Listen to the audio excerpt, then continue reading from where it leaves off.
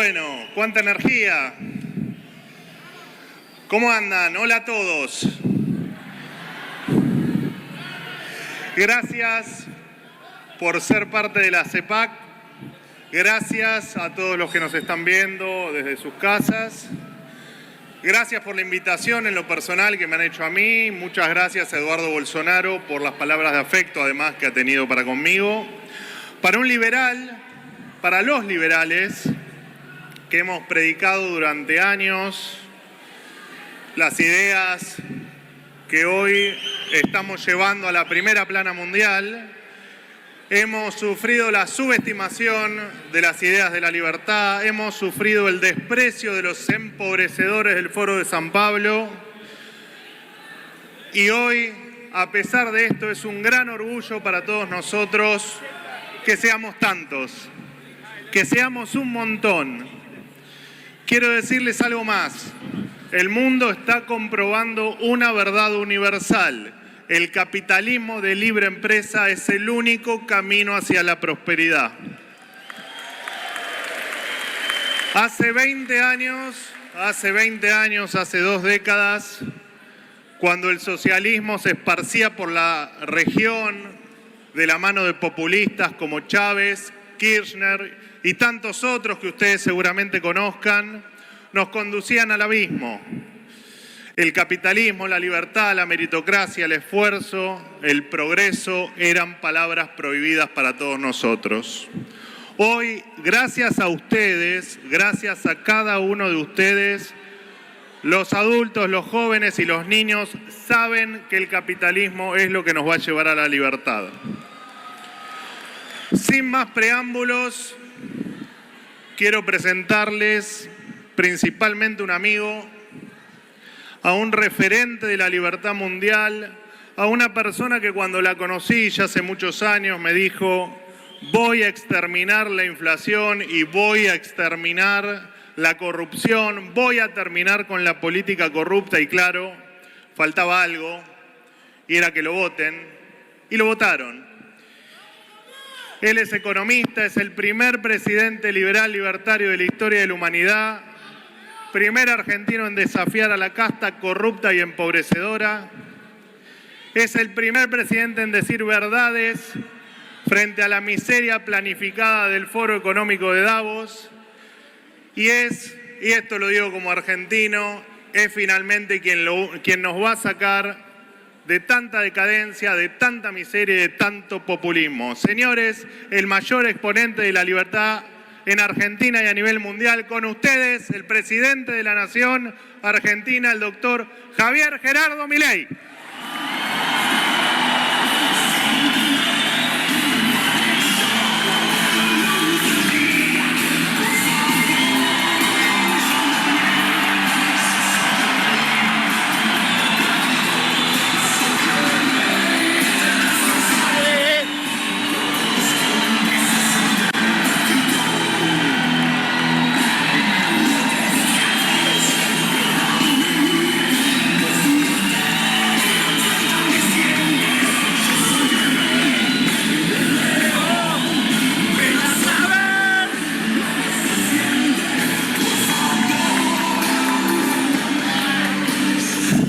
¡Hola a todos!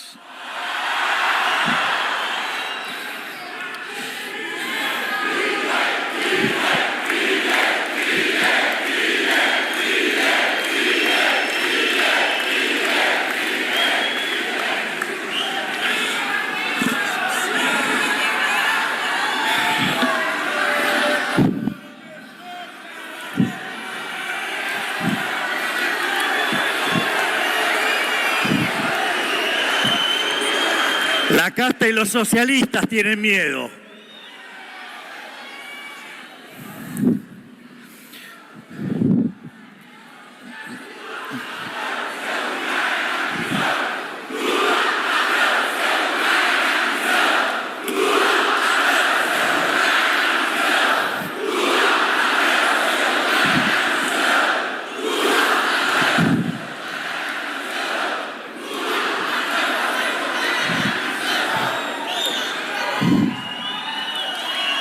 Buenas tardes a todos.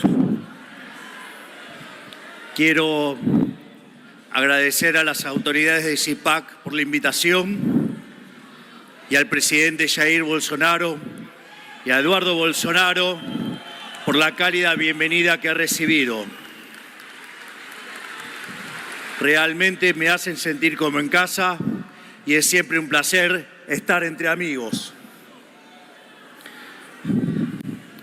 Hoy quiero hablarles de la receta económica y cultural del socialismo en América Latina, sobre que ellos están equivocados y nosotros tenemos razón, y cómo se está librando la batalla por el destino de la Argentina desde que asumimos la presidencia. Si analizamos los distintos casos de gobiernos socialistas o de izquierda en América Latina en los últimos 20 años, encontrarán seguramente una serie de denominadores comunes que aparecen en conjunto y que constituyen una verdadera receta del desastre, tanto en lo económico, en lo social, en lo político y en lo cultural, porque hay una relación de causalidad entre todos estos elementos y no es una mera coincidencia.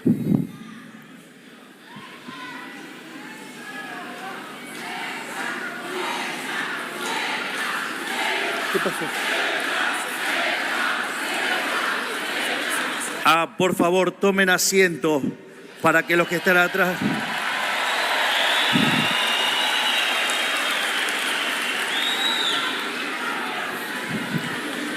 ¿Estamos bien ya?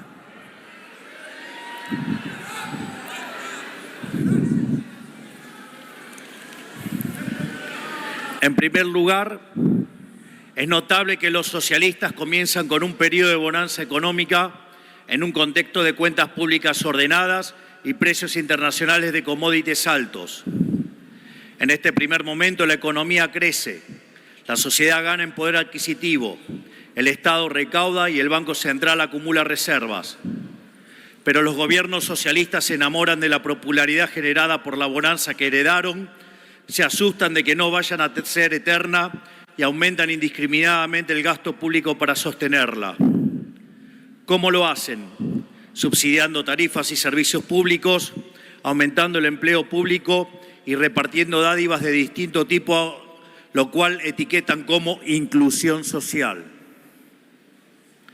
Cuando la plata se acaba, empiezan a aumentar los impuestos para recaudar más, pero a costo de contraer la actividad económica y destruir la inversión. A medida que avanza el tiempo, van consumiendo los stocks para solventar una bonanza ficticia que lo único que hace es hipotecar el futuro. El stock se va acabando hasta que en un punto deben recurrir al endeudamiento. Nunca resuelven el problema de fondo, que es el círculo vicioso de expansión del gasto público y el consecuente déficit fiscal. Simplemente buscan distintas maneras de seguir financiándolo. Cuando ya no pueden recurrir a los impuestos o al endeudamiento, recurren al peor de todos los males, que es la emisión monetaria, destruyendo así el valor de sus monedas y condenando a toda la población a la pobreza. En el camino ponen regulación sobre regulación ante cada problema que aparece con tal de no solucionar el problema de fondo. Y en cada uno de esos parches le inventan un negocio a algún amigo, generando una casta de empresarios prebendarios protegidos por el poder político, que compiten artificialmente pescando en una pecera. El costo de todo esto, tarde o temprano, la paga la gente. La misma gente que los gobiernos socialistas dicen proteger, pero que realmente quieren esclavizar para conseguir una base de apoyo cautiva que les permita permanecer en el poder. Porque no podemos engañarnos. Lo único que les interesa a los socialistas es el poder por el poder mismo.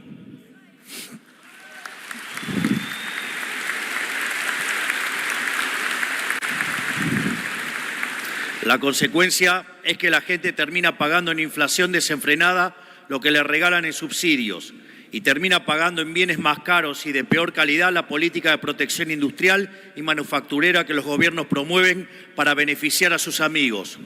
Esta película ya la vimos decenas de veces en toda la región y en el resto del mundo también. No es ni más ni menos que la historia del socialismo del siglo XXI, del que tanto hemos escuchado hablar los hermanos latinoamericanos y que defienden todos los populistas que integran el Grupo Puebla, o que también, digamos, antes se llamaba Foro de San Pablo.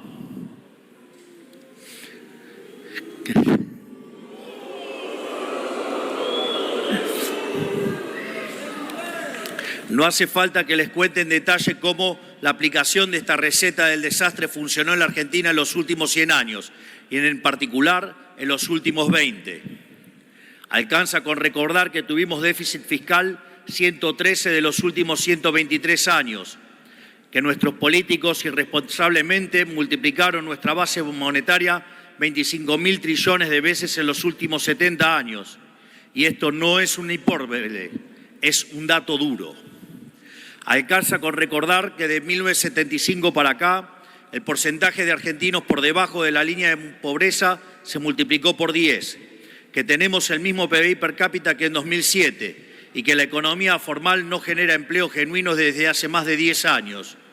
Y basta con ver, con mucha bronca, que mientras nosotros nos hundíamos, el resto de los países que tuvieron economías más liberales progresaron.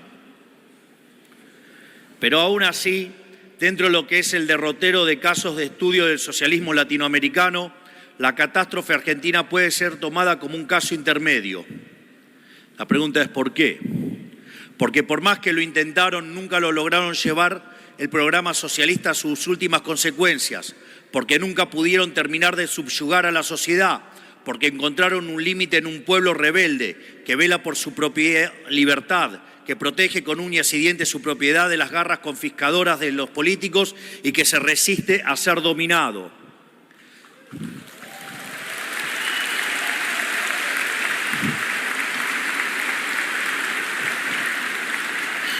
Aquí está la explicación, creo, de que la Argentina sea tan elegida entre quienes escaparon del socialismo en la región, a pesar de que prosperar en la Argentina en los últimos 15 años sin tener privilegio ha sido imposible.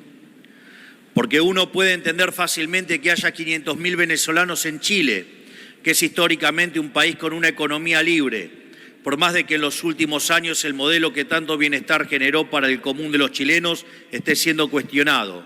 Pero en la Argentina, con lo difícil que es, por eso siempre es grato conversar con nuestros queridos residentes venezolanos y constatar que no hay nadie más anticomunista y antikirchnerista en la Argentina que ellos. A la larga, como el socialismo es insostenible y necesariamente fracasa, los gobiernos que resisten en esa senda o terminan siendo rechazados por la sociedad o terminan violando la libertad y jugando con la vida de sus ciudadanos para preservarse en el poder. Una y otra vez la historia demuestra que los mismos que se llenan la boca hablando de la democracia, de pluralismo y de opresión son los que están dispuestos a torcer las reglas e inclusive interrumpir el orden constitucional para atrincherarse en el palacio cuando el pueblo reclama un cambio. Miren lo que pasó en Venezuela, que ya no queda un solo gobierno sensato del mundo que no reconozca que es una dictadura sanguinaria. Miren lo que pasó en Bolivia en 2019, cuando Evo Morales se obstinó con un tercer mandato inconstitucional. Miren la persecución judicial que sufre nuestro amigo Jair Bolsonaro aquí en Brasil.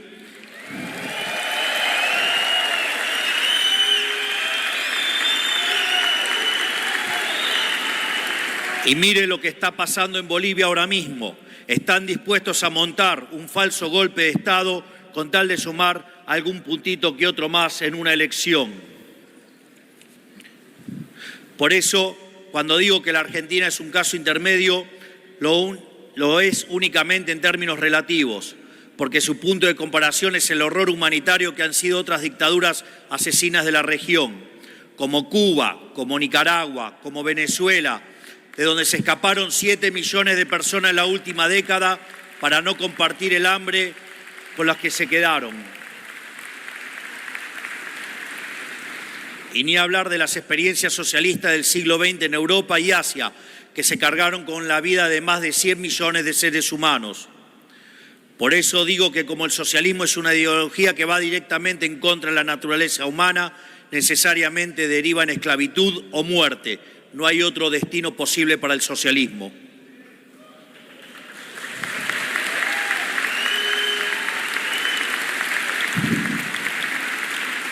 Pero obviamente el descenso al socialismo no ocurre de la noche a la mañana ni sale de un repollo.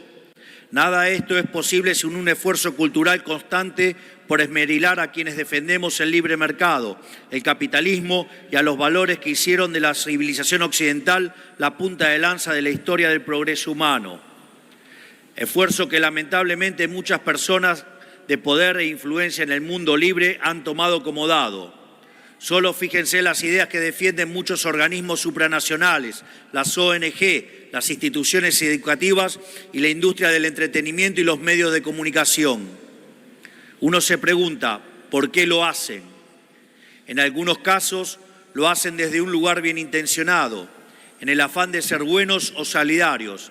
En muchos casos también porque son socios hipócritas y viven del financiamiento que el socialismo le permite.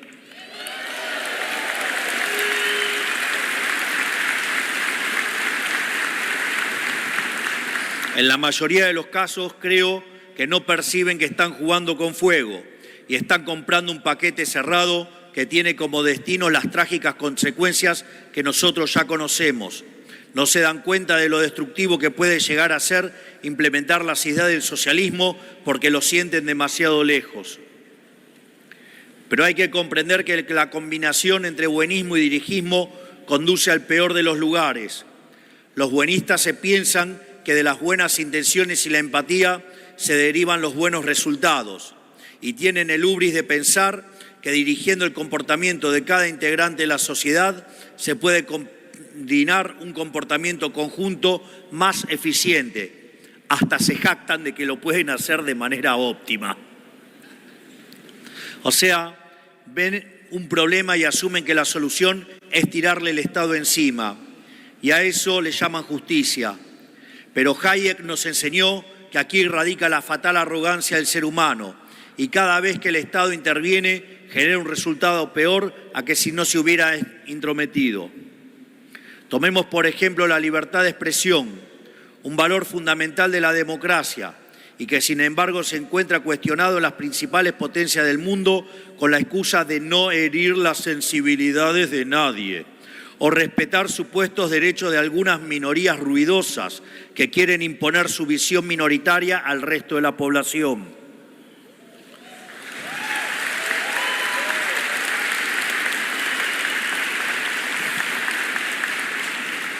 La historia del mundo es testigo de que este tipo de comportamiento decanta en censura y opresión, y sin embargo, cada vez es más frecuente escuchar cómo en países que uno creía respetaban los principios básicos de la democracia, se cometen aberraciones en materia de libertad de expresión y censura.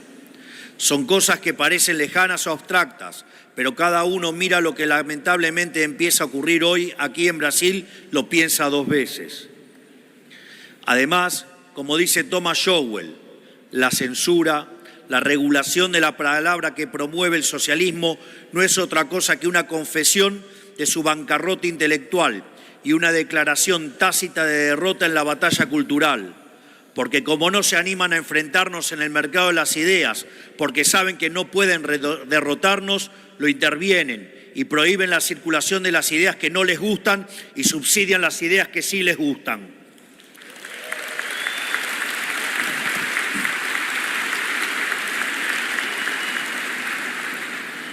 Es momento de que recuperemos el concepto de justicia, del que ellos se creen los dueños, pero que realmente han manchado. Porque la justicia de ellos es de la fatal arrogancia, y en nombre de la justicia, que ellos llaman justicia social, han cometido las atrocidades más injustas. En nombre de la justicia, han expropiado riqueza que costó generaciones construir. En nombre de la justicia han inventado mercados cautivos para empresarios amigos. En nombre de la justicia han violado una y otra vez los derechos fundamentales de la persona. En nombre de la justicia le han quitado a unos para darles a otros, que casualmente son sus hijos o sus amigos.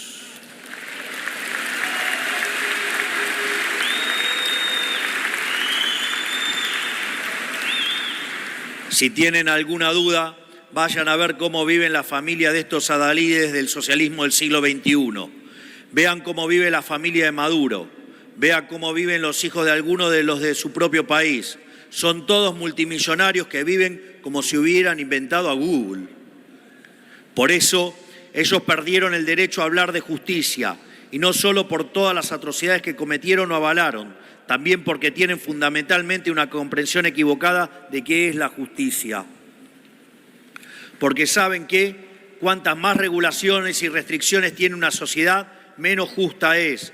Cuanto más le confisca el fruto de su trabajo a través de impuestos a quienes producen, menos justa es. Cuanto más burócratas tiene un Estado abocado a la tarea de mirar con lupa lo que hacen los ciudadanos y pasarse los días buscando nuevas formas de arruinarle la vida, menos justa es esa sociedad.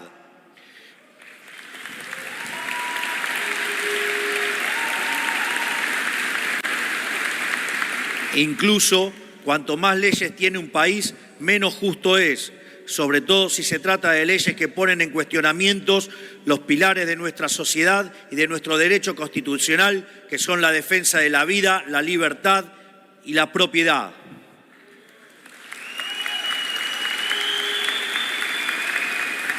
O nuestra versión aquí, Dios, patria y familia.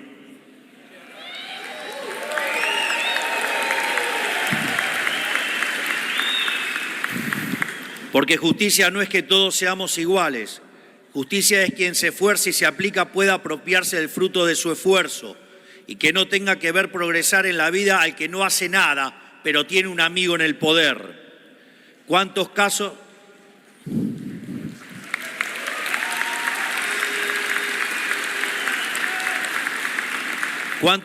hemos conocido nosotros, los hermanos latinoamericanos, de gente que se ha hecho millonaria de la noche a la mañana solamente por ser amigos del poder?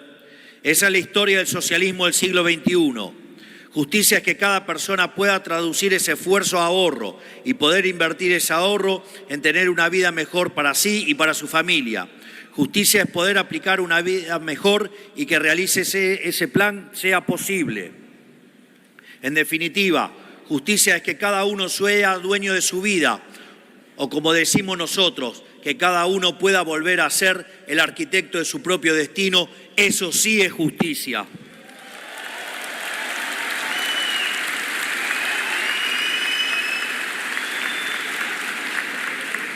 Por eso es falso que la izquierda sea la ideología de los pobres y los oprimidos. Cada día queda más claro en América Latina que la izquierda es la ideología de los ricos, de los poderosos que controlan y tienen posiciones prominentes en la difusión cultural, todos entongados con el poder, obviamente. Y cada día queda más claro que la pobreza es instrumento para quienes predican el socialismo, porque la praxis operativa del socialismo consiste en tener al pobre como cliente de su sistema, porque el día que el pobre se independiza, progresa en la vida y sale de la pobreza, el socialismo pierde un cliente.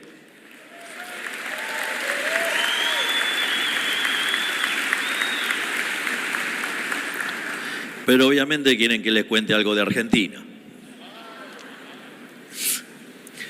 Es imposible desconocer que hoy en la Argentina soplan vientos de cambio.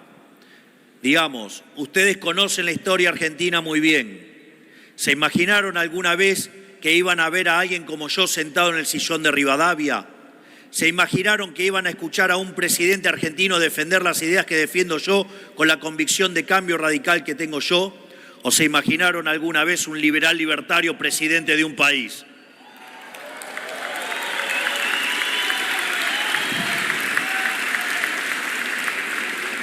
La Argentina atraviesa un momento excepcional en su historia, donde la sociedad por primera vez en décadas rechaza el modelo estatista, el modelo aplicado en muchos de nuestros países hermanos los últimos 20 años, que se agotó después de acumular montañas de miseria. La sociedad rechaza ese modelo y reclama un cambio profundo. Le está diciendo basta al socialismo del siglo XXI.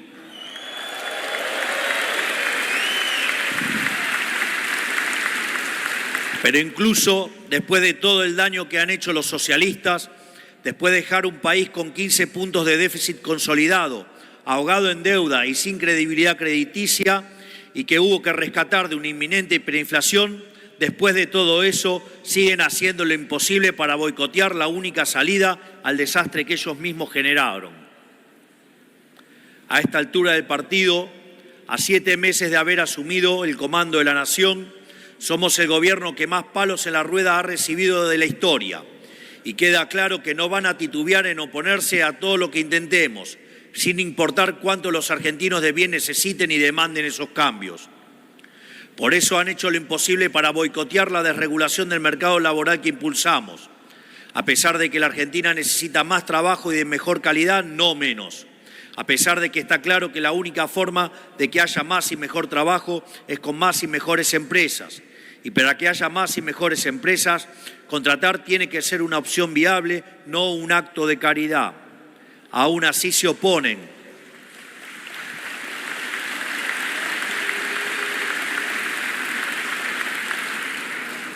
Aún así se oponen, o sea, están dispuestos a perjudicar a los millones de trabajadores argentinos con tal de ver fracasar al gobierno. Por eso también han hecho lo posible para boicotear la promoción de inversiones que no venían por la inseguridad jurídica que ellos mismos generaron.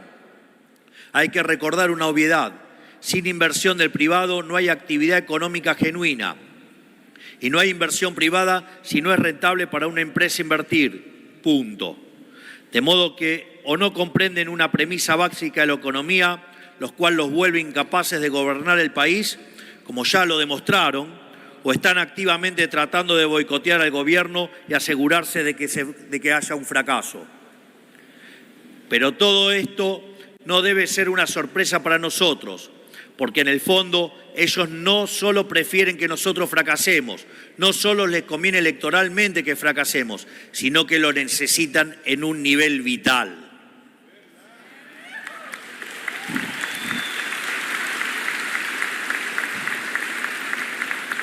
Porque si tenemos éxito, habremos desmantelado el sistema corrupto a través del cual le chupan la sangre a los 47 millones de argentinos y de todo lugar donde está vigente el socialismo. Por eso no pueden permitir que a la Argentina le vaya bien, porque ellos saben que si a la Argentina le va bien, a ellos les va mal. Por eso el nivel de obstrucción que ellos presenten será proporcional a la profundidad del cambio que nosotros queremos realizar. Y ya venimos viendo lo que están preparados para hacer para evitar que salgamos adelante. Lo hemos visto en toda la región, lo hemos visto en Chile, lo hemos visto en Brasil y lo estamos viendo en Argentina. Ellas están dispuestos a tomar el camino de la violencia y la extorsión para obstruir los cambios que reclama la sociedad. Por eso nos hicieron el paro general más rápido de la historia a pocas semanas de haber asumido, como respuesta a nuestro plan de estabilización y nuestro proyecto de desregulación económica. Y por eso hace algunos días enviaron un pequeño ejército a sembrar el caos en las puertas del Congreso, incendiando autos y vandalizando la ciudad en busca de extorsionar a los legisladores para que rechazaran nuestras reformas. Pero ¿saben qué? Hemos logrado aprobar la reforma del Estado laboral y económica más importante de la historia argentina.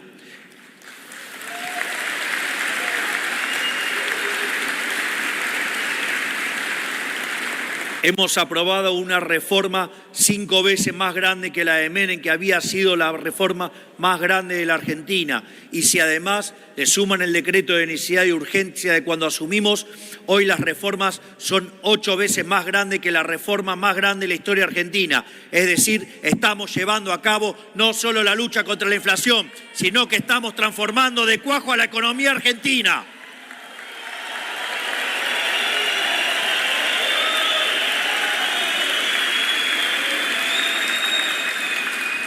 Y quiero decirles algo, vamos a salir de la miseria, les guste o no a los socialistas, con su apoyo o sin su apoyo, porque la gran mayoría de los argentinos eligió el cambio de régimen profundo que nosotros prometimos en campaña y lo eligió con el resultado electoral más holgado en décadas.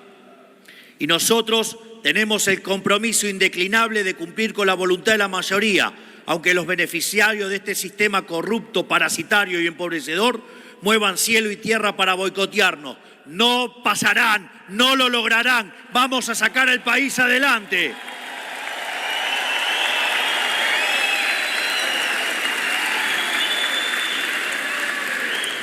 En este sentido, quiero agradecer a todos los que están aquí hoy, que han venido a escucharme y a escuchar a todos los que defendemos las ideas de la libertad. Quiero decirles que soplan vientos de cambio en el mundo, que las ideas del socialismo empobrecedor han fracasado y la gente lo sabe. La gente sabe que el socialismo es siempre y en todo lugar un fenómeno empobrecedor y violentamente asesino, y por eso se están extinguiendo y los vamos a sacar a patadas de todos lados donde estén.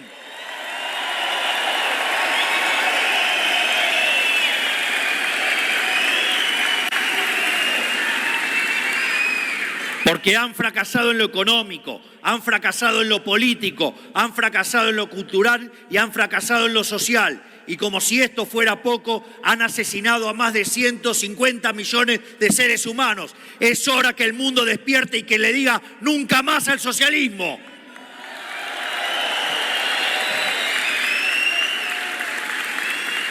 Porque el socialismo es la ideología del resentimiento, la envidia y el odio. Pero además de todo eso, el socialismo es la idea del fracaso.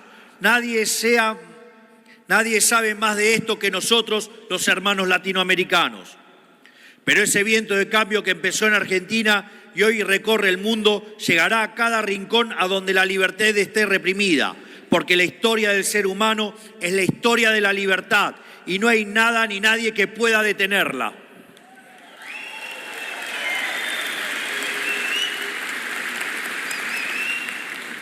Finalmente, para aquellos menos optimistas que creen que la batalla está perdida, que no podemos hacerle frente a estructuras de poder que se han adueñado de nuestros países, quiero decirles que quien les habla ha llegado a donde llegó sin ninguna estructura, sin dinero, sin partido político ni apoyo a los medios tradicionales, pero con los puños llenos de verdades y con la convicción inalterable de que la vida sin libertad no merece ser vivida. Créanme que se puede.